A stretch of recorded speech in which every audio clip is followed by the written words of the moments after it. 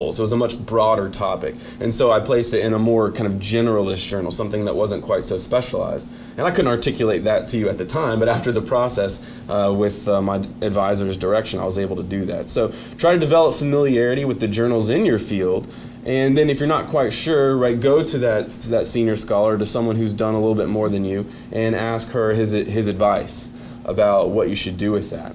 Also, just know that the seminar papers you're writing for classes are good starts, but really bad practice for the journal article. For all the reasons that Dr. Quarles said in his explanation of his process and revision and peer review. And you cannot, okay, especially as just starting out, develop fully. I think you can develop an idea, but I don't think you can develop that idea fully enough to make it a publishable journal article in the 1 month that you spend writing your seminar papers. I mean, the semester's only 3 months, right? You don't start on day one on that seminar paper. The work that's required for a good journal article, 8,000 words, something like that, is usually the product of multiple months at least of work. And so if you've got a really good seminar paper and your professor, this is usually how the process starts, says, hey, you should think about publishing this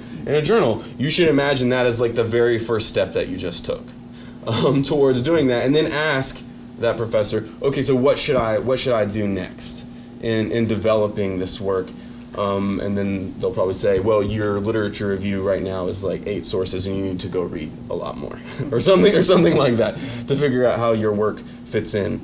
But usually you have something, you identify the journal, maybe with some help, you follow the prescriptions as closely as possible. If they say, only 8,000 words